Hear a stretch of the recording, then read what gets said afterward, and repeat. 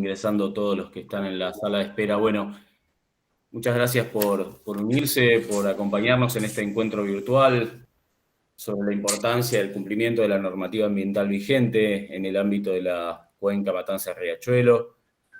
Nos reunimos con actores relevantes en el ámbito de la cuenca para conocer sus opiniones, sus experiencias sobre la importancia del cumplimiento de la normativa ambiental en este ámbito de la cuenca. Este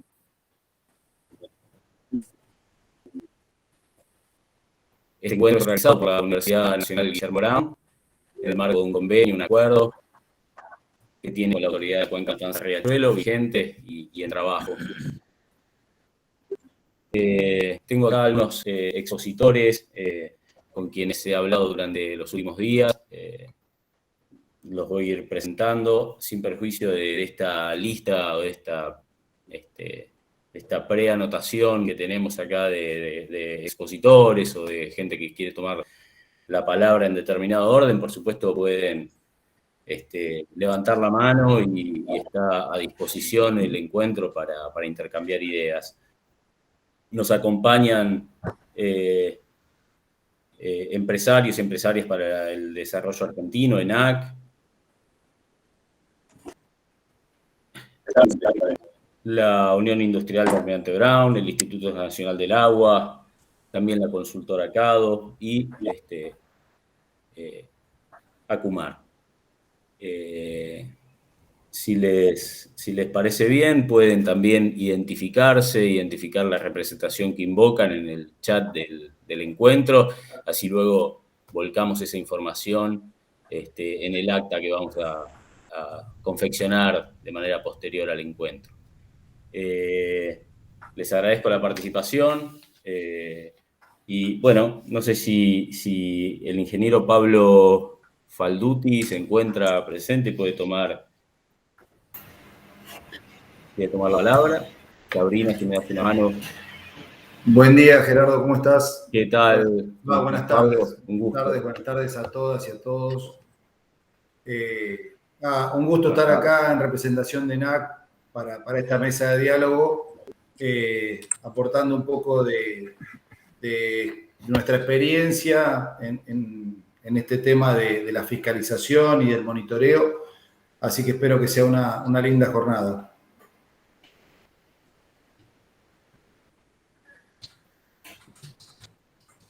Muy bien, muchas gracias. No sé si querés tomar la palabra y comentar algo. Okay. No, pensé damos comienzo. Que era una ronda de presentación, pero nada, no hay problema. Bueno, digamos, un poco cuando surgió la posibilidad de esta mesa de diálogo, se plantearon alguna temática que ya había sido expuesta en el momento de las jornadas del conversatorio sobre la resolución 283/19.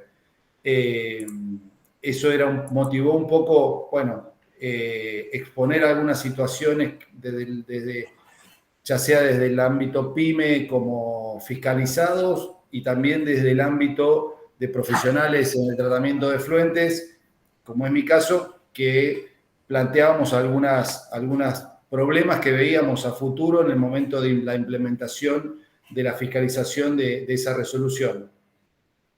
Y creo que por la temática de esta mesa, me parece que derivó de algunas cosas que se plantearon en esas jornadas que tenían que ver con la superposición de organismos y de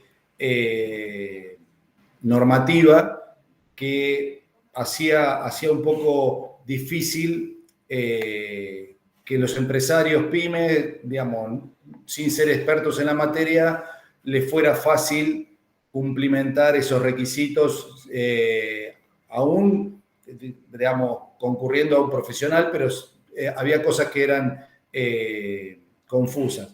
Yo tengo una pequeña presentación que elaboramos junto con la compañera Beatriz Camacho, que me gustaría ponerla como para refrescar alguna información y después explayarla en la charla con el resto de los participantes, ¿no? Como no, adelante.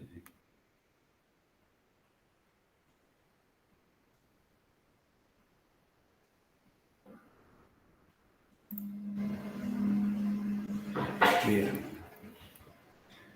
Bueno, un poco lo que planteamos en la reunión anterior y que hoy, digamos, volvemos a plantear era que existen criterios dispares entre normas y los organismos de control y cómo hacer la aplicación de estas normas.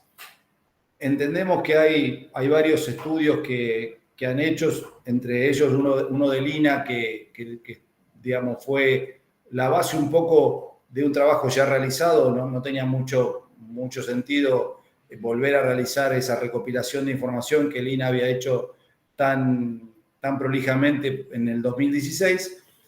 Y lo que veíamos justamente era eso, ¿no? Que había solapamiento de organismos de control en una misma área y a su vez con normas de control que no mantenían un mismo criterio. Entonces veíamos que desde el lado de la empresa que estaba siendo auditada se generaba esa solución, esa problemática. Es decir, tengo que cumplimentar con el INA, tengo que cumplimentar con ADA, tengo que cumplimentar con ACUMAR, y con la municipalidad que también me viene a monitorear. Y eso hace que, digamos, sea muy difícil para el empresario tener un único discurso o una única solución para encarar el problema. Yo sé que es difícil a veces hacer que los diferentes organismos unifiquen sus criterios porque están basados en estudios y en objetivos que son propios de cada organismo, y eso lo vemos muy claramente en ACUMAR, donde su objetivo es la mejora de la cuenca, y para llegar a ese objetivo de mejora de la cuenca ha puesto los valores de descarga que para llegar a ese objetivo les son necesarios. Entonces, entendemos que a veces no es fácil, y como me ha pasado con el ADA, siempre dice, bueno, pero si estás en ACUMAR, con cumplir ACUMAR está bien, aunque ellos saben que su reglamentación en algunos parámetros es un poco más permisible. Y después hay algo que creo que pasa como en muchos órdenes de la vida en cuando se quieren incorporar leyes o resoluciones o normas, que cuando no son viables técnica o económicamente termina siendo una norma vacía que nadie la cumple porque es imposible de cumplirla, y entonces lo único que termina generando es una cantidad de multas, clausuras y problemas administrativos y operativos con la empresa, que creo que no es el objetivo ni de ACUMAR, ni creo yo tampoco ni de la ADA, ni del INA. Esto es a grandes rasgos algo que planteábamos la otra vez, que tenía que ver con la cantidad de organismos y de normas que aplican a las empresas que están en la cuenca del Matanza-Riachuelo, y la diferencia con otros que están ubicados en otra parte de la provincia de Buenos Aires, y ni hablar de en otros lugares del país. Y esto, digamos, no es ni más ni menos que una desventaja competitiva al momento de pensar en una inversión para cumplimentar la normativa, ¿no? Digamos, si alguien tiene que hacer una inversión para estar en un parque industrial, y si el parque industrial está radicado en la cuenca Matanza y Riachuelo, lo va a pensar, o tal vez le va a convenir irse al interior de la provincia de Buenos Aires o a otra provincia que le genere otro contexto de tratamiento de efluentes. Y eso, digamos, no es menor al momento de también pensar en el desarrollo de las empresas de la cuenca y en la generación de empleo, ¿no? Creo que digamos, hay que tener una mirada 360 para que eso también esté alcanzado, y no nos pongamos orejeras y veamos solamente el cumplimiento del objetivo de cada organismo, sino que todo sea armónico con las empresas y el conjunto de la sociedad que está en la cuenca. Y evidentemente, dentro de la resolución 283/19 de ACUMAR, hay dos parámetros que son los más complejos y que tienen que ver con el cumplimiento de los valores de DBO y de DQO. Eso es algo que difiere de lo que ADA y otros organismos a nivel, digamos, nacional exigen, y es donde ahí también creemos que si bien todos queremos como objetivo final la mejora de nuestro recurso, tenemos que establecer algún plan para que esto no sea una máquina de voltear empresas. Entonces, nos gustaría en algún momento que tanto de fiscalización de ADA como fiscalización de ACUMAR explicara cuál es su criterio o por lo menos cuáles son los lineamientos que van a tener a partir de enero del 2022 para fiscalizar a las empresas de la cuenca. Y esto también, digamos, este es otro punto importante dentro de la resolución 283 que se diferencia del resto de las normativas de la provincia y del país, que tiene que ver con un doble criterio de control que tiene que ver con la carga másica.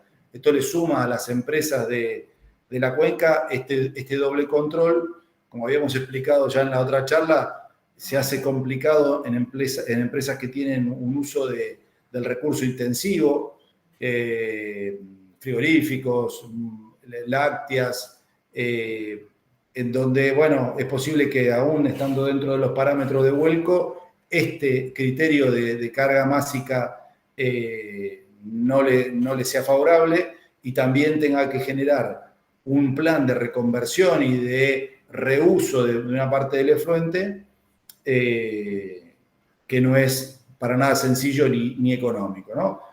Porque creo que al final de todo esto, para las empresas termina siendo una cuenta económica, que es decir, las tecnologías están disponibles, digamos, algunas más fácilmente se adquieren en el mercado local, otras hay que adquirirlas del exterior, pero todo tiene que ver una cuestión de costos y cuánto representa el costo de ese tratamiento para alcanzar los valores de vuelco frente al costo de producción de lo que quiero comercializar. Y ahí es donde tiene que generarse una ecuación que para la empresa genere, sin generar perjuicio al medio ambiente, una rentabilidad que le permita ser sostenible. Entonces creo que ahí también hay que trabajar mucho con las cámaras para generar conciencia ambiental, pero también para entender cuáles son las problemáticas de cada una de las industrias. Pues al final elaboramos una serie de propuestas que creo que serían de valor para encontrar un punto de equilibrio entre el cumplimiento de la normativa y el funcionamiento de las empresas de la cuenca. Sobre todo, bueno, hacer una diferenciación con aquellas empresas que actualmente vienen cumpliendo la legislación y que por este cambio en la normativa se van a ver fuera de ley. Entonces, creemos que no es lo mismo quienes hoy están cumpliendo con la legislación que aquellas que al haberse, digamos, subido el rango de control o los parámetros de vuelco se han intensificado, tengan una curva de transformación un poco más lenta que lo que serían aquellas que ni siquiera están cumpliendo con la legislación actual o aquellas industrias nuevas que se van a instalar. Creo que eso debería considerarse de manera tal de diferenciar estas situaciones, ¿no?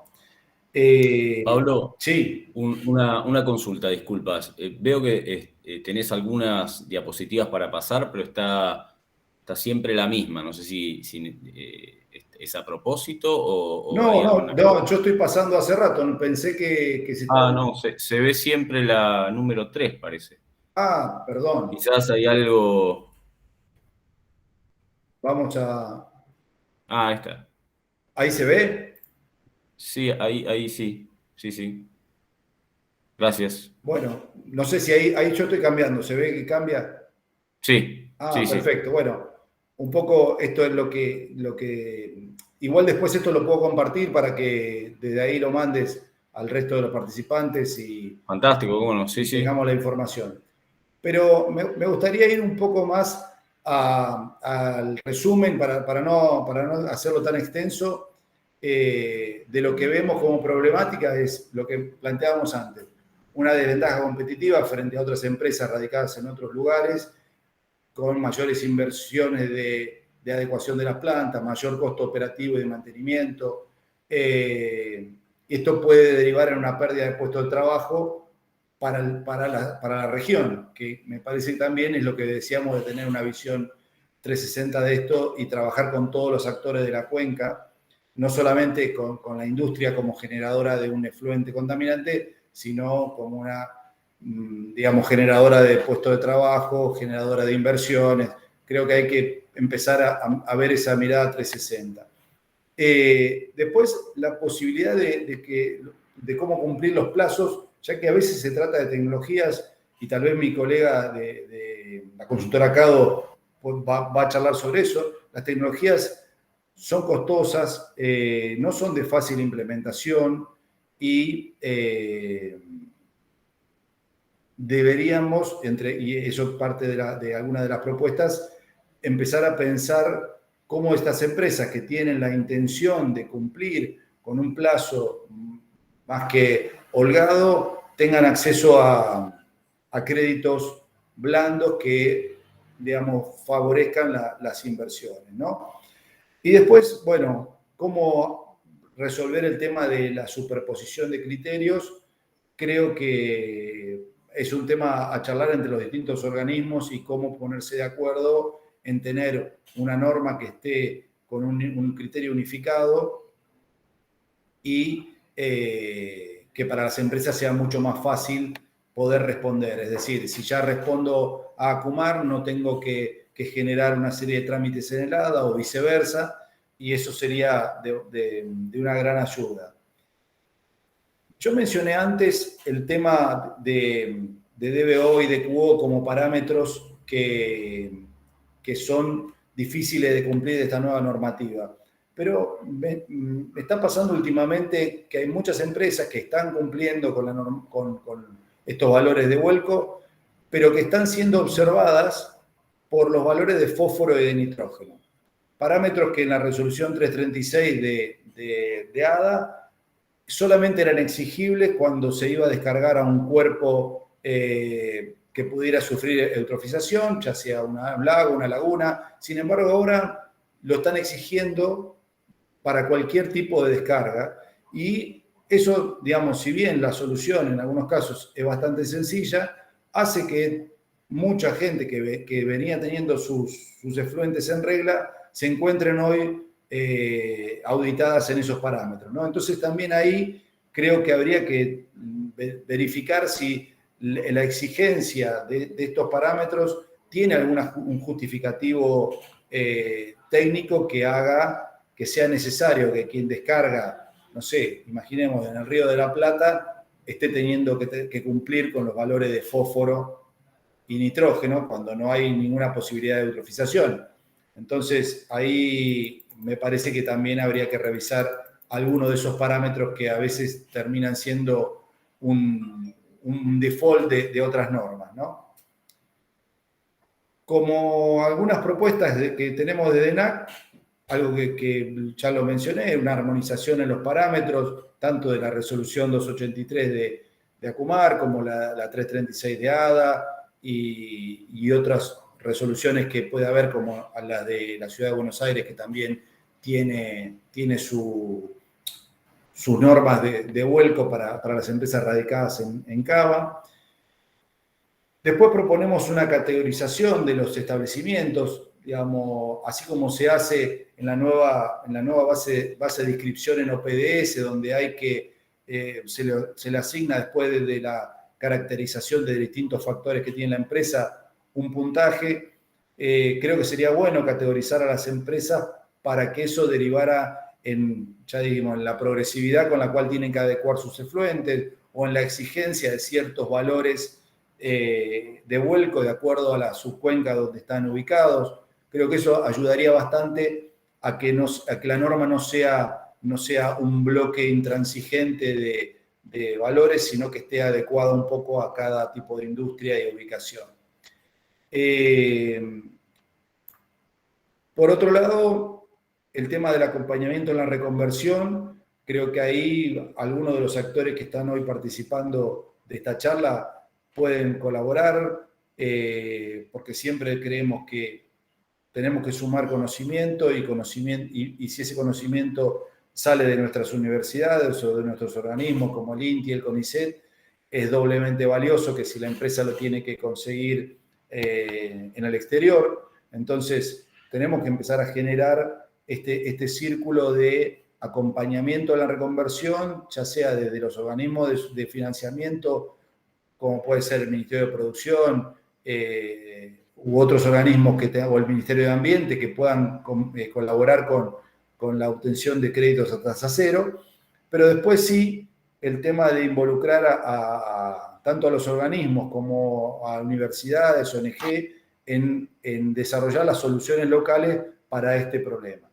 Si esto, digamos, si las empresas se suman a este tipo de programas que tienen un doble impacto o un triple impacto, bueno, tal vez la curva de progresividad pueda ser mayor y eso le da también una ventaja a la empresa porque su caso sería una especie de caso testigo para el desarrollo de una nueva tecnología. Y por último, algo que creo yo que no en todo este plan de control y monitoreo de los efluentes no tenemos que perder nunca de vista, que la educación ambiental, porque creo que va a ser lo que a futuro nos va a generar menos problemas y tengamos que estar hablando menos de estos temas, porque ya va a ser como algo intrínseco de cualquier empresario que quiere iniciar una acción, sabe que va a tener que cumplir con las normativas, que el cuidado del medio ambiente es un tema de todos los actores que participan en la sociedad. Así que creemos que ahí tenemos que involucrar a las organizaciones educativas para que colaboren en esa parte de la gestión. Así que bueno, este es un poco algunas cosas que desde NAC nos parecía importante volver a traer a la mesa de diálogo y algunas propuestas que creo las podemos discutir en esta y en próxima, porque me parece que esto no se resuelve en una mesa, sino que va a generar bastante, pero está bueno que sea el ámbito ¿no? Así que bueno, gracias de ya. Después les voy a compartir esto que es un resumen de lo que nos pareció importante con el equipo de NAC y abiertos a colaborar. Muy bien, muchas gracias, Pablo. Gracias por exponer y por acompañarnos. No sé si alguien quiere tomar la palabra, por supuesto pueden hacerlo. Si no, seguimos con la... Sí, Claudio. Patat, adelante. Sí, yo quería hacer alguna aclaración con respecto a lo que dijo Pablo. Yo estuve anotando algunas cosas que él planteó, sobre todo en la referencia al tema de nutrientes, compuestos de fósforo y nitrógeno, por qué la exigencia, si era solamente en la referenciación del HADA para cuerpos susceptibles de eutrofización. Eso desde el punto de vista limnológico está revisado y me atrevería a decir que yo estoy acá en La Plata, soy de La Plata, el año pasado, por ejemplo, como ejemplo simplemente, tuvo que detenerse la planta potabilizadora de Ensenada porque se produjo una floración algal en el Río de la Plata, un bloom de algas. Pasó lo mismo en Puerto Madero. La mayoría lo conoce, un desarrollo violento, una proyección, un crecimiento geométrico de la biomasa algal que produce una serie de inconvenientes. Es más, algunas algas producen algunas toxinas que se vuelcan cuando muere el alga. El caso más concreto es el de microcistis, que produce la microcistina, que es un compuesto tóxico. Por eso, por ejemplo, AISA, tanto en sus dos sitios de toma, tanto en Palermo como en Bernal, periódicamente, sobre todo en la temporada estival, controla la presencia de cianobacterias, que básicamente son las que producen la floración algal, y algunas son las potencialmente tóxicas. Si bien, y esto es importante, no depende exclusivamente de la cantidad de nutrientes, sí los nutrientes es el factor crítico. Si no hay un exceso de nutrientes, básicamente compuestos de fósforo y nitrógeno, no hay un bloom y una floración algal. Yo lo digo porque justo mencionó Pablo el tema del Río de la Plata, y estamos hablando del Río de la Plata. Yo estoy en Acumar desde el año 2010, monitoreaba, estuve trabajando siempre hasta el 2020 en calidad ambiental, estaba a cargo del monitoreo de agua superficial y sedimentos, y Acumar desde el 2008 al 2012 monitoreaba la franja costera sur del Río de la Plata. Monitoreaba desde Palermo a Ensenada con 8 transectas, donde se monitoreaba el intermareal, se hacía una estación a 500 metros de la costa, 1500, 3000 metros. Lo que puedo decir, para hacerlo bien simple, es que en esa faja del río, entre la línea intermareal y los 500 metros, era donde ya el Instituto de Limnología de La Plata, el Raúl Ringuelet, con el que trabajábamos, junto con el Servicio de Hidrografía Naval, evidenciaba síntomas de eutrofización. Con lo cual, bajar, porque, a ver, a mí me parece que también es clave entender que para muchas cosas que están planteadas hay que entender qué es la cuenca Matanza-Riachuelo.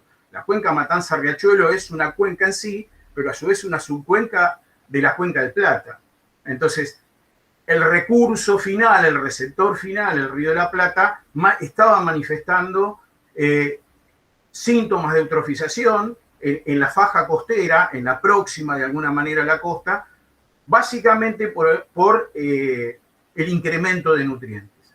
Eso como elemento, porque si no, se piensa solamente que se eutrofiza una laguna, un lago, una charca, y no es así. Digamos, se pueden generar una serie de condiciones particulares por las cuales se puede dar eutrofización en lo que se llama un cuerpo lótico. O sea, un cuerpo lótico es un río, un arroyo. Obviamente, si hay mucha corriente, ese proceso no se manifiesta y se tiene que dar a condiciones un tanto particulares. Pero de ahí la importancia del control del nutriente, no solamente por las floraciones o los bloom de algas, del fitoplancton de agua dulce, sino porque además esos cambios en la composición de nutrientes generan cambios también en las comunidades acuáticas que no son del todo predecibles. Por eso, si bien durante bastante tiempo a las concentraciones de fósforo y nitrógeno como nutrientes de los organismos productores, básicamente el fitoplancton, no se le dio la relevancia que necesariamente se le debe dar. Porque por otro lado, además, cuando se mueren las algas, todo eso va al compartimiento de materia orgánica y para descomponer esa materia orgánica el sistema consume oxígeno, con lo cual me baja el oxígeno disuelto del agua, entonces lo que tengo es un agua de mucha menor calidad para el soporte de la vida acuática, sobre todo de organismos sensibles.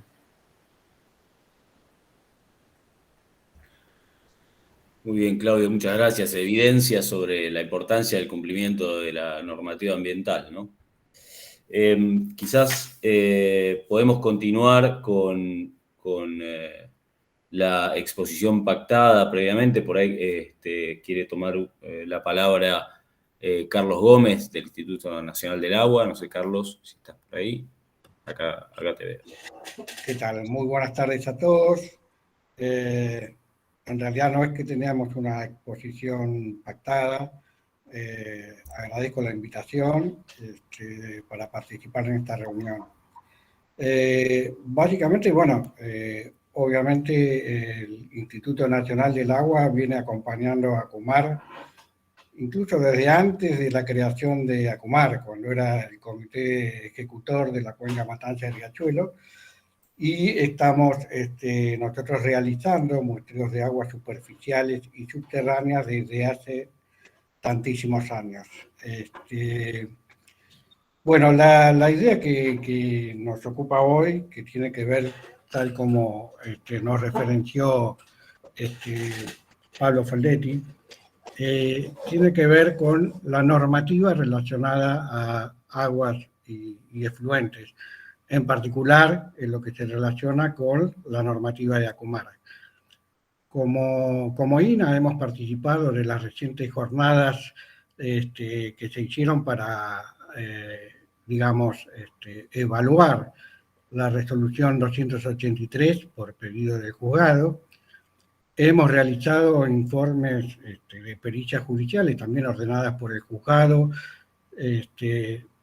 tratando de ver cuáles eran las ventajas de la resolución 283, que es la que estamos charlando ahora, en relación a su precedente, en la que la precedió, perdón, que es la resolución 46. Así que bueno, creo que estas jornadas que se realizaron fueron muy enriquecedoras y mostraron algunas cuestiones que tienen que ver con ventajas y bueno, algunas observaciones de esta normativa que creo que no vale la pena que las pongamos de manifiesto. Es cierto que no solamente hay diferencias, por ejemplo, como estaban citando recién de la DBO y la DQO respecto a otras normativas, sino también que hay diferencias de cómo evaluar la DQO. Por ejemplo, en algunos casos la DQO se manifiesta a través de una técnica tradicional y en otras se evalúa a través de la oxidación del permanganato de potasio. En estos casos vemos que incluso los valores son sumamente diferentes porque se están midiendo otro tipo de unidades. En ese contexto, y dadas las reiteradas, digamos, consultas que el INAH recibió históricamente, especialmente las relacionadas con muchos juzgados, por infracción a la ley 24051 y bueno, todas estas cuestiones, empezamos a trabajar un poco en el análisis de la normativa. De las normativas en general, fundamentalmente lo que es Capital Federal, Cava, Provincia de Buenos Aires y en particular Mendoza, y eso fue lo que dio origen a, digamos, la primera recopilación o base de datos que el INAH empezó a trabajar en el año 2016. Eso se siguió trabajando, ya estamos más que con una base, podemos decir que contamos con una herramienta de una potencialidad relativamente importante para evaluar las normativas de aguas y efluentes a nivel nacional. No porque hayamos, digamos, finalizado estos estudios, sino porque ya tenemos relevadas, además de Capital, Gran Buenos Aires, Mendoza y 6 o 7 provincias más. Y esta es una base de información que está disponible a través de la página web del INAH, que los invito a visitarlas. Y vuelvo a decir, es una herramienta de gran potencialidad que puede estar incluso georreferenciada. La idea es que, digamos, a partir de este desarrollo que esperamos continuar, poder hacer una ley de presupuestos mínimos a nivel nacional que contemple, digamos, básicamente toda esta información. En particular, si hay tiempo, no sé, le pedí.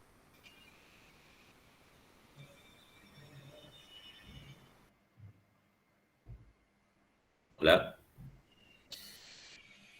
Hola, hola, se me cortó, Carlos.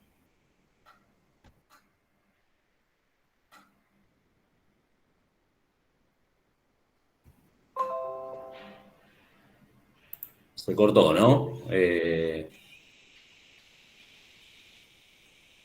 Pablo, un segundo, por favor. Bueno, sí, adelante, toma la palabra, Pablo, quizás Carlos puede Sí, solucionar. hasta que vuelva Carlos. No, aprovecho para que no se nos vaya el tema, lo que planteó Claudio es cierto. Ahora, estaría bueno, digo, por otro lado, antes me quejaba de la medición de carga másica y ahora la quiero aplicar en el tema de fósforo y nitrógeno, pero no sería descabellado pensar que tal vez sí se puede hacer en estos parámetros, realizar esa medición para ver realmente cuánto impactan como carga másica de fósforo, nitrógeno, nutriente en el curso receptor, ¿no? Porque es cierto que hay veces que empresas muy chiquitas con una descarga de efluente muy bajo y niveles llegar a un miligramo por litro de fósforo les es complicado y tal vez si el resto de los parámetros están bien. Eso es un poco lo que planteamos, es decir, el criterio de auditoría que realmente tenga versatilidad para analizar cuándo tenemos una empresa contaminante que no le preocupa nada lo que está haciendo, a cuándo tenemos una empresa preocupada y ocupada, pero que por cuestiones operativas siempre puede tener algún parámetro que pueda escaparse. Y en ese caso, si hacemos esa medición de carga másica, tal vez no estemos comprometiendo al recurso, ¿no? No sé, Claudio, si opinás que puede ser una alternativa para no ser tan estricto en eso. Cuando entramos en el año 2010, en el monitoreo de calidad de agua superficial, los criterios de ACUMAR estaban fijados exclusivamente por concentraciones máximas permisibles, y uno de los problemas que vimos, los que ingresamos en ese momento y nos tocó, era que en realidad no teníamos datos de caudal, en realidad había pocos datos que se fueron consolidando justamente con la extensión de la red de monitoreo de agua superficial, la instalación de las estaciones de monitoreo automático y continuo, pero empezamos a incorporar, que yo creo que fue importantísimo, porque fue lo que sentó la base de la data que permitió las modelaciones que permiten hoy fijar condiciones diferenciales y hablar de carga másica, que fue la famosa medición de caudal. Digamos, hasta el año 2013, octubre del 2013, no se medía caudal. O sea, nosotros no teníamos datos de caudal, no solo nosotros, había muy pocos datos de caudal. Mediante convenios, durante 3 años seguidos, primero en 70, después en 74 estaciones, y ahora ahí está Eugenio, que es el que está a cargo de la coordinación en este momento y lo puede actualizar, empezamos a medir en forma simultánea calidad de agua y caudal. ¿Por qué? Bueno, uno multiplicando concentración por caudal da las famosas cargas másicas.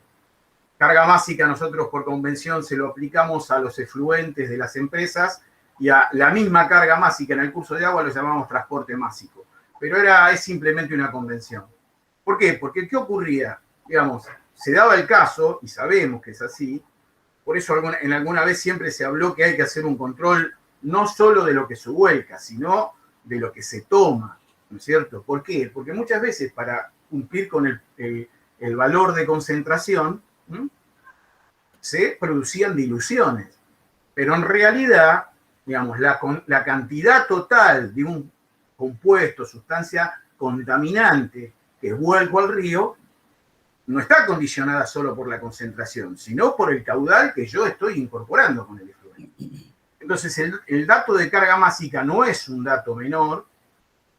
Conocer las cargas másicas existentes, la capacidad de asimilación de las distintas subcuencas y modelarlo fue lo que permite actualizar la normativa y de alguna manera llegar a lo que hoy se está planteando en la resolución 283.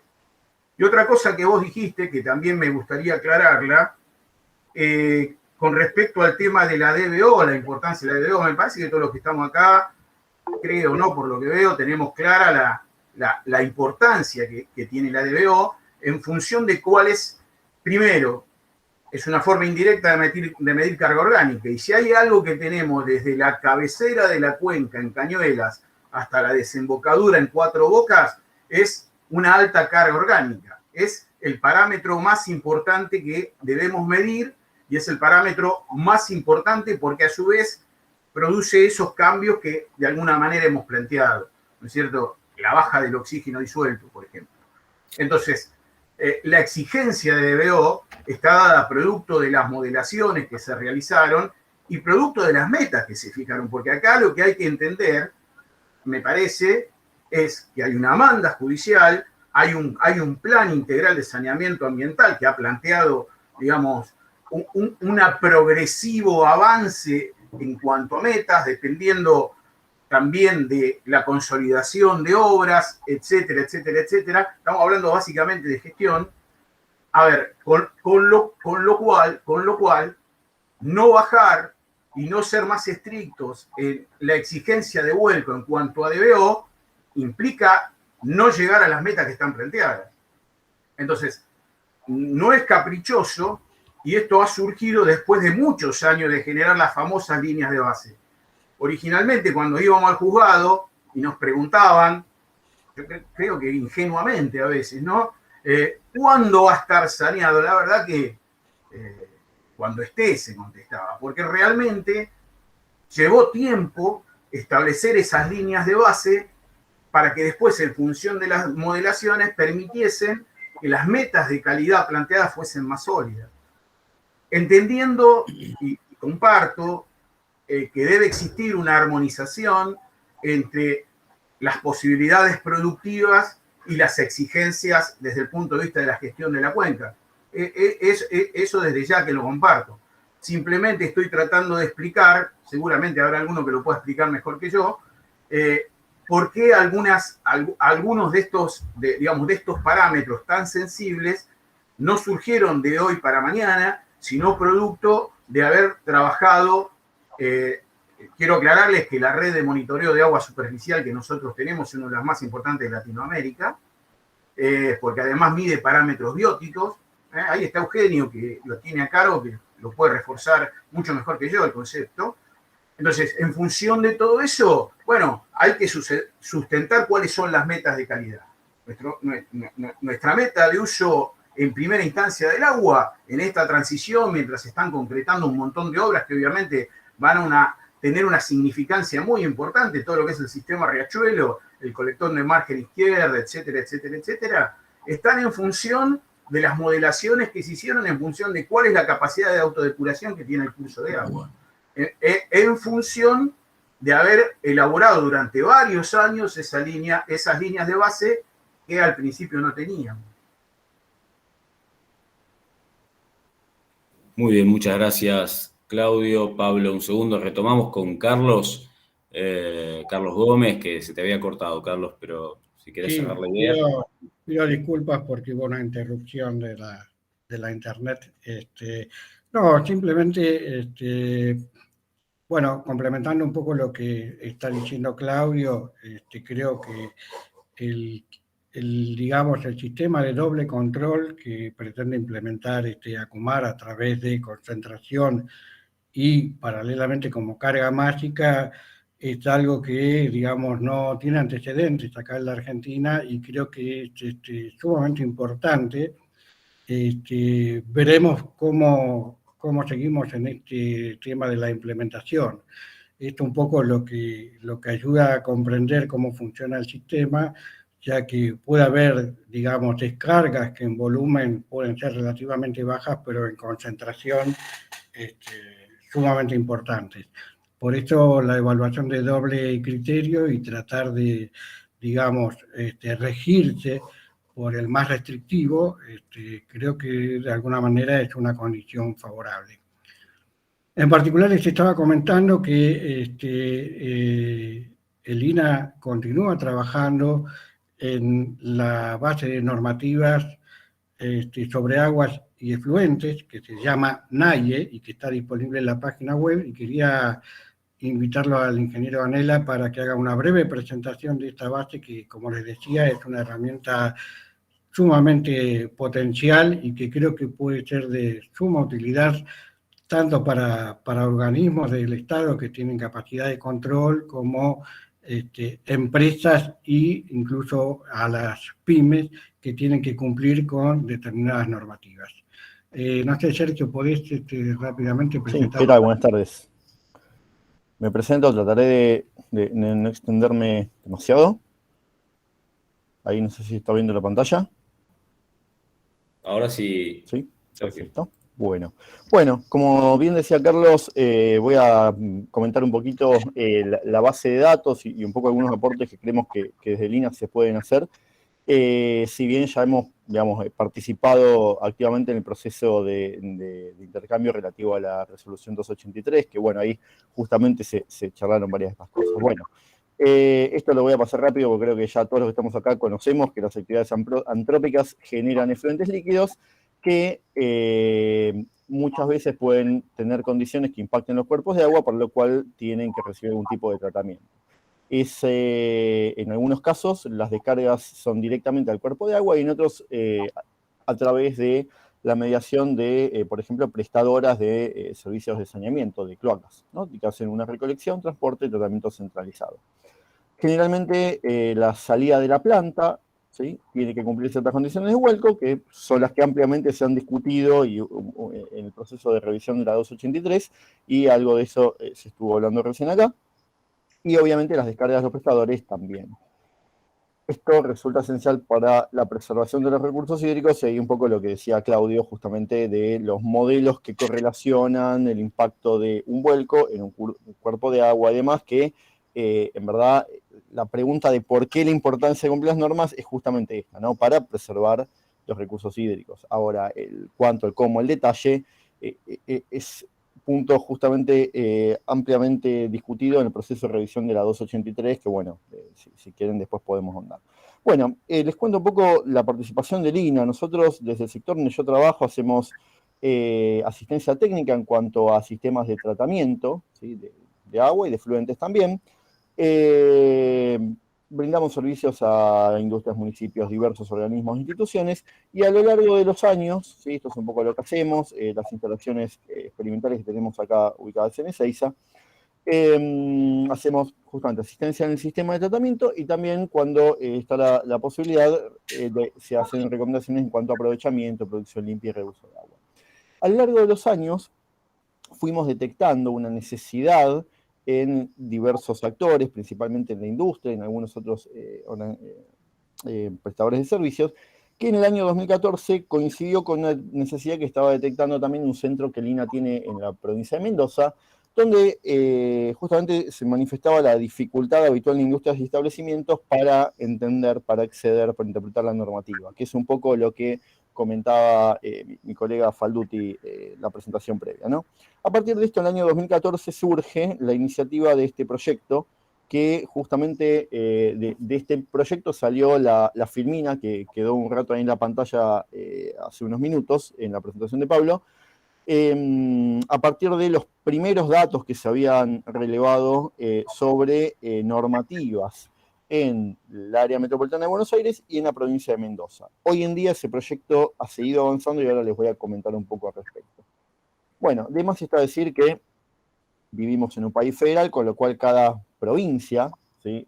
En el caso de la Ciudad Autónoma de Buenos Aires también, tiene la potestad de regular sobre sus dominios, sobre sus recursos naturales, pero al existir cuencas que atraviesan más de una jurisdicción, digamos, política, nacen las cuencas interprovinciales que dan origen a los comités de cuenca, tales como el caso de la cuenca Matanza-Riachuelo, que aparte tiene unas particularidades bastante específicas, dado la relevancia que ha tomado judicialmente, mediáticamente, etcétera, etcétera. Bueno, cada uno de estos, cada provincia o cada comité de cuenca, ¿sí? Va armando a lo largo de los años sus cuerpos normativos. ¿Sí? Esos cuerpos normativos apuntan al control de fluentes líquidos, pero también, ¿sí? Establecen, por ejemplo, límites de vuelco, requisitos administrativos, qué tiene que presentar una industria, un establecimiento, un conglomerado habitacional, requisitos constructivos, por ejemplo, cámara de aforo y toma de muestras, ¿sí? Distancias a línea municipal, cosas por el estilo. Establece tasas y multas, en algunos casos también legisla sobre residuos especiales, radicación industrial, seguros ambientales y otra serie de cosas, ¿sí? Que en la práctica se suelen entrelazar bastante, dando justamente a esto, que no es una única norma de vertido, sino a cuerpos normativos, ¿sí? Y cada organismo de control tiene el suyo. A su vez, a lo largo de los años van habiendo modificaciones, actualizaciones, etcétera, con lo cual cada uno de esos cuerpos normativos, ¿sí? Se va complejizando cada vez más. Esto, según lo que nos manifestaba, digamos, esta dificultad que notamos, y después lo que fuimos encontrando al relevar, obviamente, genera por parte de los usuarios dificultad para encontrar las normas, muchas veces para entender este cuerpo normativo, que a veces hasta para gente con formación en el tema resulta complejo, a veces contradictorio, como mencionaron recién los casos de la DQO, que a veces se mide demanda al permanganato, otras veces se mide como DQO y cosas por el estilo. Puntualmente en la zona de incumbencia de la cuenca, ¿sí? Tenemos estas jurisdicciones, ¿sí? Ven, esto que aparece en línea violeta sería el radio servido de AISA, que organizativamente tiene como autoridad de control a una dependencia del Ministerio de Ambiente de Nación, la Ciudad Autónoma de Buenos Aires, que tiene su autoridad de control propia, y todo lo que es provincia de Buenos Aires, que tienen las autoridades que son ADA y OPDS, ¿no? La CUMAR viene a atravesar, ¿sí? Transversalmente varias de estas jurisdicciones, con lo cual ocurren estos solapamientos que mencionábamos antes, ¿no? Que mencionaba Pablo Falduti, si no me equivoco, en la presentación anterior. Existe también en la ley de creación de la CUMAR una frase que es bastante taxativa a este respecto, que dice que las facultades y poderes y competencias de la autoridad de Cuenca en materia ambiental prevalecen sobre cualquier otra concurrente en el ámbito de la cuenca, ¿sí? Y propende, ¿sí? o establece que deben establecerse articulación y armonización con las competencias locales. O sea que un poco en el espíritu de la ley de creación de la CUMAR figura esto de, bueno, existen las posibilidades de superposición normativa, pero hay que tratar de trabajar para la articulación y armonización con las distintas jurisdicciones intervinientes. Bueno, acá algunos datos extraídos de nuestro trabajo son la cantidad de normas que aplican a industrias según donde están ubicadas, ¿no? Por ejemplo, acá vemos una que está en una zona de altos cruces, digamos, de jurisdicciones, que podría ser, por ejemplo, el partido, no sé, La Matanza, el de la Ferrere, tiene un total de 267 normas que le aplican, ¿sí? Hay desde las más importantes, más relevantes en cuanto a sus requisitos, hasta quizás cuestiones más accesorias, como puede ser una fecha de vencimiento, un detalle, una corrección de alguna presentación, por ejemplo, ¿sí? Y nosotros, el sistema nuestro interno de clasificación, establecimos como normas prioritarias aquellas más directamente relacionadas a aspectos ambientales a cumplir por establecimientos, entre las cuales, en el caso B, hay 174. En los demás casos también hay unas cuantas, ¿sí? El trabajo que estaba mencionado previamente se comparaba con el caso de Mendoza, donde son bastantes menos. Y, obviamente, los organismos de control también son al menos más de uno, podemos decir, en todos estos casos, ¿sí? Entonces, nuestro proyecto, que es un poco lo que les veníamos a comentar con Carlos y con Marisol, que también nos acompaña acá y ayuda a armar la presentación, se propuso tratar de relevar la normativa que existe, ¿sí? No solo en el área metropolitana de Buenos Aires, sino en todo el país, después les voy a contar un poco el alcance, y armar una herramienta que le sirva a los usuarios, que le sirva a los organismos de control, que le sirva a los jueces, que le sirva a todo aquel que necesita clasificar, ordenar, filtrar un poquito mejor esta información que hay en normativa. Entonces, por cada una de las normas, que en algunos casos son cientos de hojas y en otras son quizás unas poquitas líneas, se leyó y se armó una ficha detallada, ¿sí? Se hizo una ficha, se organizó una base de datos, que para la época del trabajo de 2016, que se refirió antes la presentación anterior, esto todavía no estaba abierto al público, pero ya estaba la génesis de esto desarrollado con un sistema interno, ¿no? Nuestro. Por cada una de estas normas por ejemplo, se identificó, bueno, datos generales, nombre, organismo de control, nivel de jurisdicción, a qué provincia o qué localidad aplica, información general de relevancia, contenido específico, por ejemplo, si habla de límites de vuelco, bueno, se puso acá, ¿sí? En algunos casos el texto completo, en otros simplemente se refiere a qué parte de la norma, tasas y multas, requisitos negativos, etc. Con la idea de que el usuario puede entrar a esta base y filtrar buscando, bueno, ¿qué normas aplican a mi establecimiento que me hablen de límites de vertido, por ejemplo? Bueno, la idea de esto es, no reemplaza obviamente la normativa de base, ¿sí? El texto completo, pero es como facilitar un poco la búsqueda de información, la navegación por ese mar de normativas. A la fecha de hoy hay una herramienta web que está disponible, que también obviamente ponemos a disposición del cuerpo profesional técnico de ACUMAR para trabajar en conjunto, para enriquecer, posiblemente también ellos nos puedan digamos, hacer sugerencias respecto a esta herramienta que está en continuo proceso de actualización y revisión, pero hay una herramienta web que al día de hoy cubre las normativas de estas provincias que vemos marcadas en verde. El objetivo en algún momento es cubrir todo el país. Y si ustedes se paran con un celular, entran en la herramienta desde cualquier punto donde tengan señal y marcan el lugar donde están o cualquier punto del mapa, pueden filtrar qué normas son aplicables a ese lugar, por ejemplo, ¿sí? Esta es una base de datos pública, de libre acceso, está registrada obviamente a titularidad de línea, sobre todo el esquema con el que se pensó y se armó la información, que fue un poco lo rico de este trabajo, ¿no? Y ya está disponible al público, bueno, desde enero del 2020, ¿no? La información recopilada acá nos permitió hacer un montón de análisis, por ejemplo, la comparación de límites de vertido que vemos acá, u otro montón de análisis, como la cantidad de normas que aplican en tal o cual jurisdicción. Al momento llevamos relevadas 685 normas, 400 y piquito de usuarios registrados. También a veces nos llegan consultas técnicas de los usuarios. Esto ha servido como soporte para respuestas a la comunidad y para proyectos internos nuestros, ¿sí? O muchas veces, como comentaba Carlos, actuaciones judiciales, peritajes, etc. Y nos ha permitido en estos años participar en diversos procesos a convocatoria de diversos organismos de modificación normativa, justamente aportando información generada con esta herramienta que está, de nuevo, repito, a disposición de todos, ¿sí? La idea es que sea una herramienta pública. Bueno, está en constante consolidación como herramienta de consulta, ¿sí?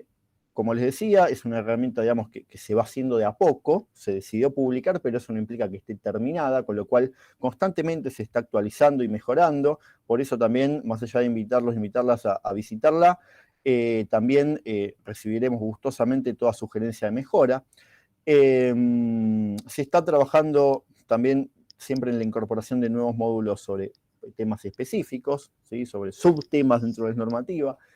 Y ahora estamos prontos a lanzar informes por jurisdicción, ¿sí? Por ejemplo, bueno, algunas provincias se hace informe de normativa por provincia, que eso todavía no está.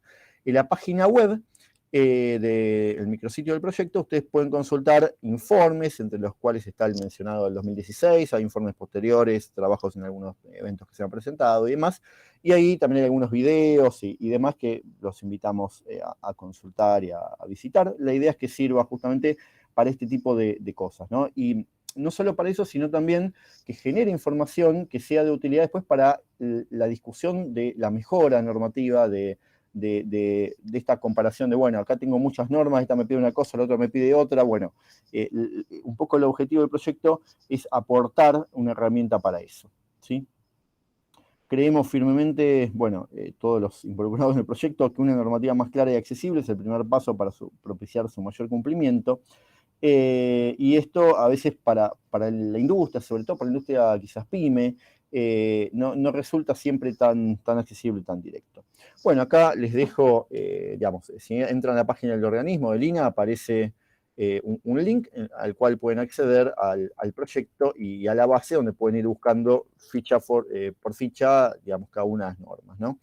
Esto generalmente que se loguea tiene 2, 3 días, digamos, hasta que los damos de alta, porque se hace, digamos, manualmente, no es automático, y ya después pueden usar la herramienta. Bueno, era simplemente la idea mostrar esta herramienta que puede ser, entendemos, un aporte para este proceso que están llevando a cabo la CUMAR con la universidad, invitarlos a interactuar en este sentido, y agradecer, bueno, por último, a todo el equipo de trabajo, asistentes y a los organizadores, por supuesto, de la jornada. Muy bueno, Sergio, muchas gracias, muy amable también por invitarnos a consultar esta sistematización de la norma ambiental, ¿no? Realmente muchas gracias y muy buena la exposición. Quisiera darle la palabra a Eric Engsfeld de la Unión Industrial de Almirante Brown. Eric, ¿estás por acá? Te puedes desmutear vos mismo. Hola, ¿ahí me escuchan? Perfecto.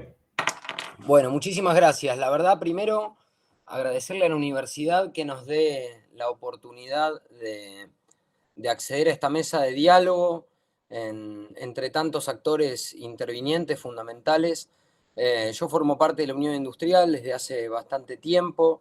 Me he criado en Almirante Brown. He visto crecer nuestro sector industrial planificado y realmente es un orgullo poder contar con tantas empresas, con tantas inversiones. Entiendo que somos uno de los parques o de los sectores industriales más pujantes de la Argentina, con más trabajadores de la Argentina, y escuchar que ver que tenemos la posibilidad de compartir una mesa de diálogo entre tantos organismos con el objetivo de facilitar el recorrido y el camino para todas las empresas me parece muy bueno.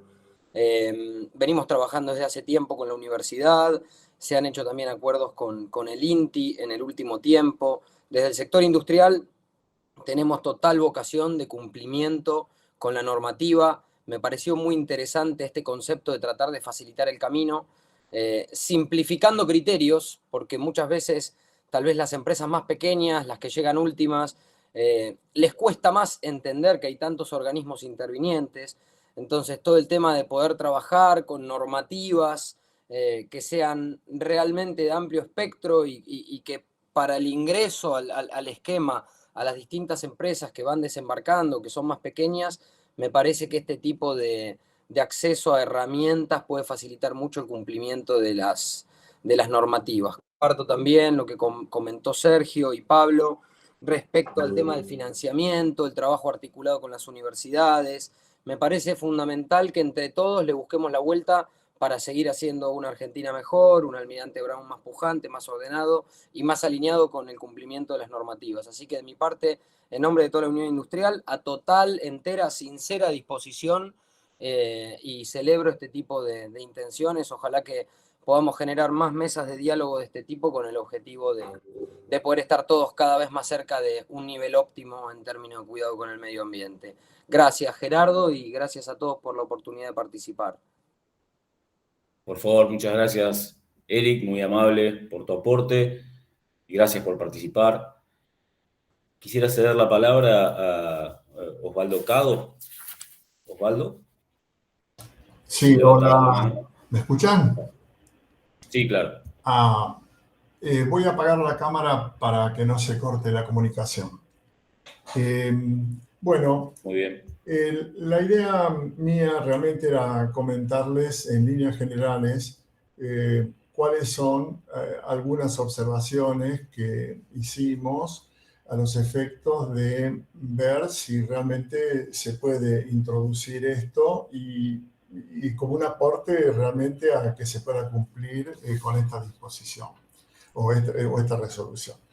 Lo primero que quería decir era o ratificar o reforzar la palabra de quien habló en primer término, en el cual sí me interesaría ver la posibilidad, no sé cómo sería esto, de que ACUMAR sea la única autoridad de aplicación sobre la cuenca. Es decir, toda la documentación que tiene que hacer cualquier empresa a los efectos de demostrar cuáles son los tratamientos que va a realizar en su establecimiento, está muy claro que se debe realizar ante la Autoridad del Agua y obviamente hay otros compromisos a cumplir también con los PDS. Ahora, respecto del control y la fiscalización, creo que sería realmente importante que ACUMAR, que a su vez tiene representación de nación y provincia, sea definitivamente la única autoridad que pueda llevar adelante las inspecciones y obviamente felicitar o en todo caso sancionar a quienes no cumplan con la norma. Eso querría, desde mi punto de vista, que quede definitivamente bien claro. Segundo tema, hay en la norma esta, se habla de que cuando esté definitivamente aprobada, las características comunes en todos los usos, bueno, habla de colorantes, de fuentes antrópicas y también habla de la parte de aceites, minerales y vegetales, donde se habla simplemente de una observación visual.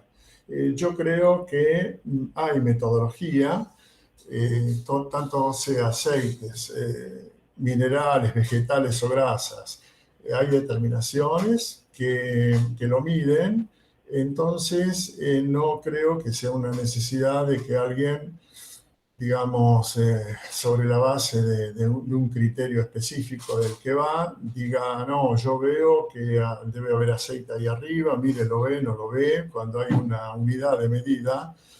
Igual que los colorantes de fuentes antrópicas, definitivamente siempre existió la posibilidad de medir haciendo patrones de color con cloroplatinato de potasio y definir claramente qué es cómo se puede medir esto y definir un valor. Y ya está, y no quedar, como vuelvo a repetir, sometido a simplemente una apreciación visual.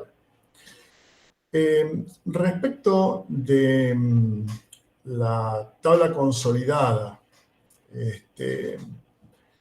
y los valores que fija esta y los valores que se fijan en los usos de movida, se habló del uso 4 y uso 3, en líneas generales, o sea, estamos hablando de actividades recreativas pasivas o actividades recreativas sin contacto directo.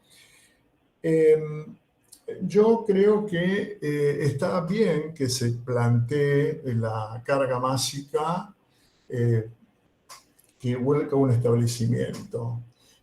El único problema que le veo a esto, y además el hecho de plantear que se va a evaluar lo más estricto de ambas, las empresas declaran un determinado caudal, concretamente, en la tabla consolidada figuran los límites para los distintos contaminantes.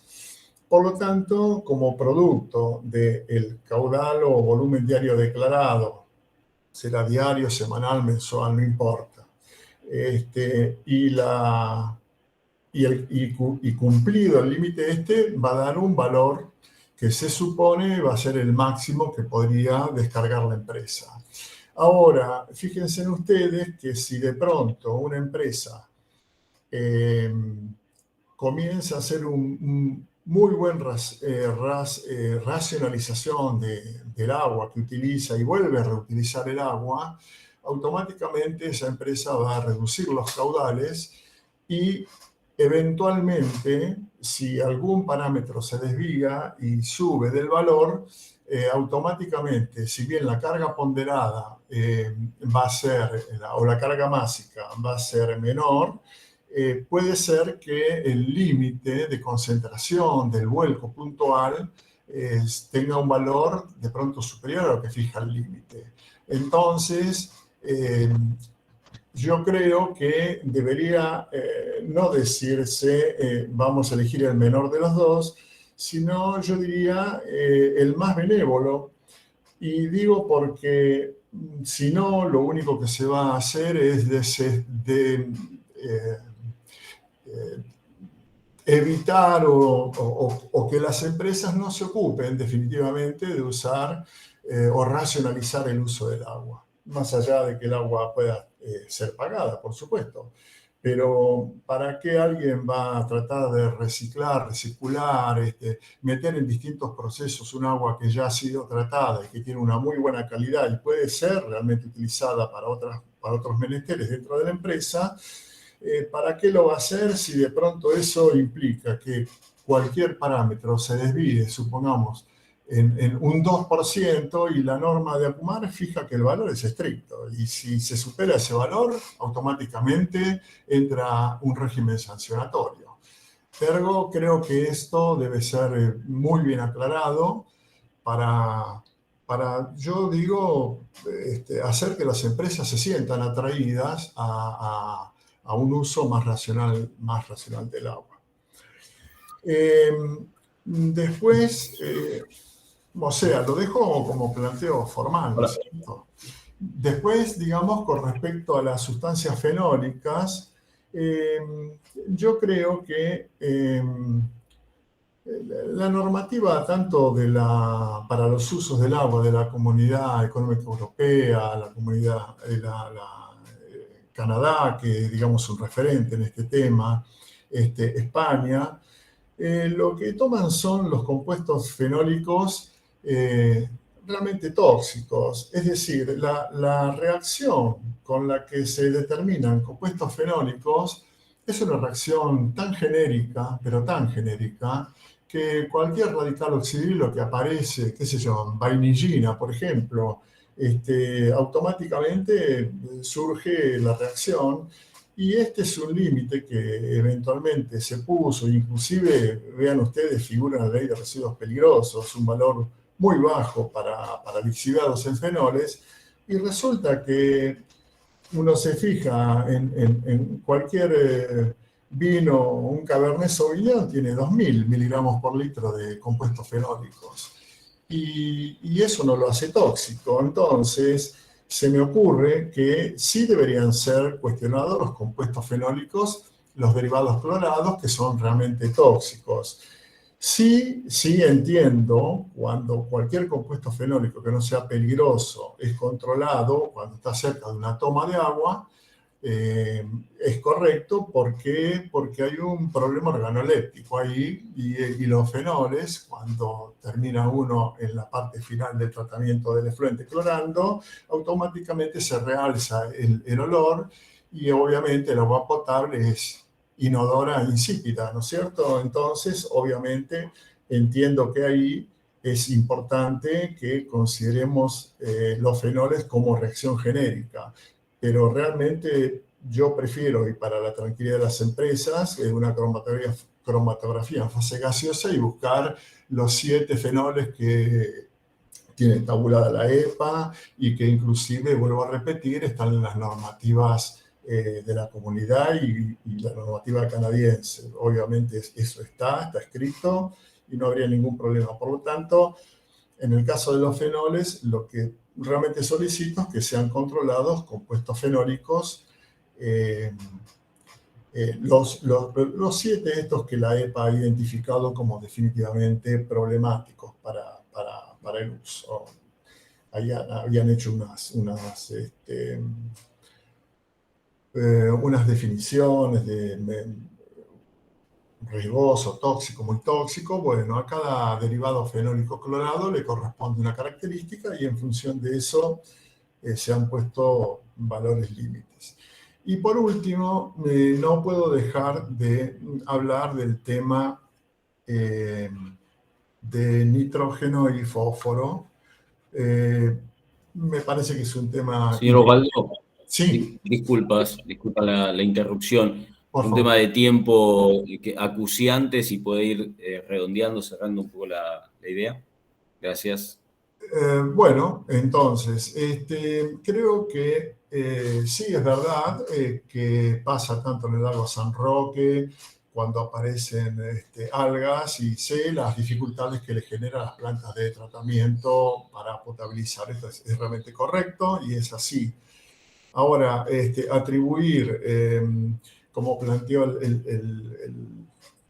el profesional de Acumar, que esta problemática a orillas del Río de la Plata puede traer problemas en las plantas, yo no digo que no, pero entonces, definitivamente, ustedes piensen que el nuevo proyecto de AISA, famoso, de la margen izquierda, está planteando que todos los volúmenes de agua que venían, ¿se acuerdan ustedes cuando se puso del Pedriel, Elía, Teuco, Cachi, no sé, San Pedrito, los arroyos?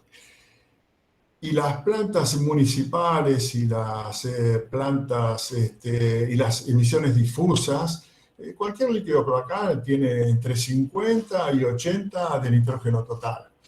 Multipliquen esas concentraciones por los volúmenes de que estamos hablando, en este caso, que son siderales, y ahí podemos entender qué es lo que está pasando con los nutrientes que van a parar al Río de la Plata. Por lo tanto, realmente, si el proceso real de eutroficación no se produce en el curso, que lo podemos ampliar y estoy dispuesto a discutirlo esto, en el lecho del riachuelo propiamente dicho, me parece que es una exigencia alta y una imposición que me parece que es un sinsentido para las empresas. Y más cuando el uso 3 y el uso 4 ni los considera. Así que, bueno, esto por lo menos es lo que quería plantear. Muchas gracias. Muy bien, muchas gracias, señor Osvaldo Cado. Independientemente de las referencias a la resolución 283 de Acumar, en las cuales, digamos, sobre las cuales estuvimos escuchando un poquito a lo largo de las exposiciones, es decir, la idea de esta mesa de diálogo era más que nada hablar sobre la importancia del cumplimiento de la normativa ambiental vigente en el ámbito de la cuenca. Por supuesto, decanta el intercambio sobre la resolución 283 por la cercanía que hemos tenido la discusión de esta resolución, ¿no? Pero bueno, como para hacerlo un poco más general, por ahí obtener algunos comentarios un poco más generales, no específicos de la resolución 283. Pero bueno, continuamos un poquito con las exposiciones. Bruno de Alto había levantado la mano como para tomar la palabra. Bruno, adelante, por favor. Sí, ¿qué tal? Buenas tardes, saludo a todos y a todas. Agradecerle la participación a esta actividad, que muy parecido a unas cosas que iba a decir, son las que dijiste vos, Gerardo. Claramente la actividad que nos propusimos en este acuerdo con la universidad es, creo que la matriz o el trabajo de proyecto que hizo Elina, que recién acabamos de ver, tiene una gran empatía y similitud con lo que pretendemos hacer. Así que bienvenido el conocerlo. Algo, por supuesto, ya sabíamos algo antes, pero bueno, hoy lo pudimos compartir entre todos. Nosotros este proyecto lo dividimos en etapas. Estamos claramente en una etapa finalizando, que es esta apertura de análisis de la problemática, justamente lo que se describió acá. Muchas normativas, muchas autoridades, confusión en los administrados. Y nosotros, lejos de querer encerrarnos en nuestros propios libritos, nos propusimos ponernos del otro lado del mostrador del usuario, cómo nos veían. Y claramente se ve eso, confusión, falta de información, y lo que puede hacer aún peor, que esto sea parte de un sistema que tienda a cometer fallas para ser sancionados, que por lo menos de esta gestión no es la idea. Entonces, claramente en esa línea pensamos estas jornadas, y si así, esto es el inicio, claro, va a haber otras cuestiones que van a ocurrir después, y seguramente el después, nada a la altura del año, estamos hablando del año que viene, vamos a proponer un trabajo donde podamos hacer alguna síntesis. Esa síntesis, insisto, con esta imagen, tiene que tener mucha participación de los usuarios. Cuando decimos usuarios, por supuesto, nos imaginamos un usuario calificado en el sentido de que conoce o está interesado o tiene algunas capacidades y habilidades para esto. No nos imaginamos tanto un vecino, pero sí, por supuesto, un empresario, los equipos técnicos, los que están trabajando en habilitación, los que están pensando hacer inversión en el territorio. Bueno, ese universo es el que nos interesa, que esta matriz que vamos a construir o perfeccionar, si fuera de Lina, ahora me voy a detener un poco en eso. Creo que es el objetivo de todo este proceso que hemos iniciado este año con estos diálogos y algunos grandes trabajos de laboratorio o reglamento que se hizo de la universidad, que bueno, ya se han avanzado. Eso es el primer punto. El segundo punto es, bueno, claramente esto que nos adjudica el rol de autoridad, que por supuesto somos la autoridad, tenemos como una autoridad que tiene múltiples funciones. Entonces, en esas múltiples funciones, en algunos casos se nos pide que hagamos todo.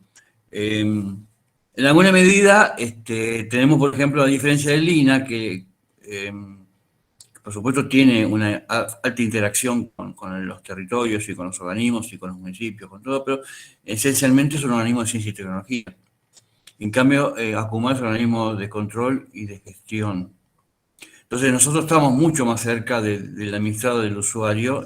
Quizás somos el primer mostrador que puede aparecer el reclamo de qué está pasando con la normativa, que no se entiende, es confusa, es un laberinto para...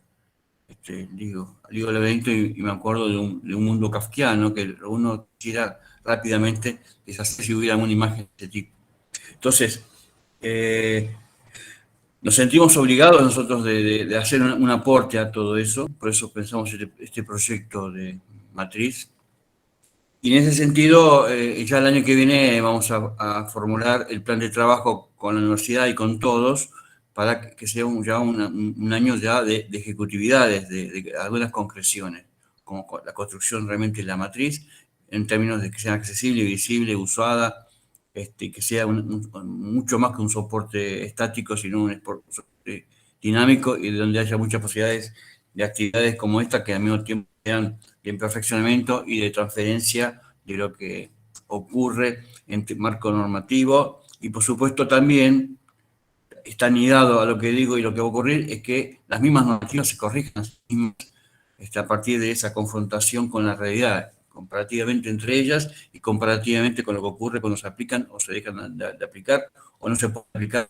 Entonces, esto es un poco el anuncio de la continuidad de este proyecto ya con otras actividades más constructivas, ejecutivas y de positivas y de acciones concretas. Que de hecho, lo que estamos relevando, sabemos que vamos a poder contar con todos ustedes en distintas etapas del proyecto. Y por supuesto, imaginándonos que claramente Acumal puede ser, eso sería el rol de autoridad, que es cierto, ustedes han dicho, es así, la ley nos pone en ese lugar, y que al mismo tiempo multipliquemos a partir del rol que toca a cada uno la exigencia y el cumplimiento. Nosotros no vamos a poder solos. Que organiza, pero al mismo tiempo todos nos hacemos desarrollar, velar, aplicar, cumplir y desarrollarla. Entonces, en ese mundo ideal, nunca dejamos de ser iluso de poder lograr avances en ese sentido.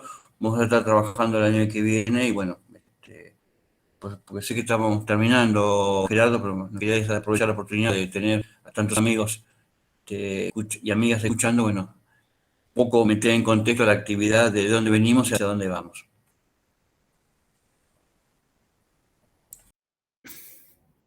Muchas gracias, Bruno. Sí, así es, estamos ya un poco terminando con lo planeado. No sé si alguien también quiere decir algo más, si no, ya vamos cerrando el encuentro.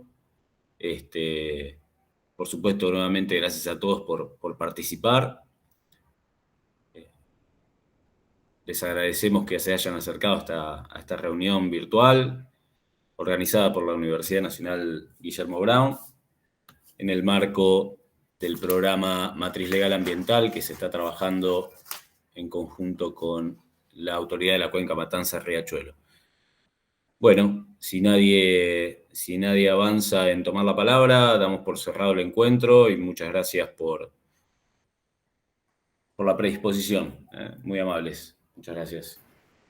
Gracias, Gerardo. Hasta luego, gracias. Chao, Bruno. Hasta la próxima. Gracias, hasta luego. Chao, gracias. Buenas tardes, gracias, hasta luego. Gracias, buenas tardes, excelente. Gracias. Bueno, muchas gracias a todos, buenas tardes. Buenas tardes.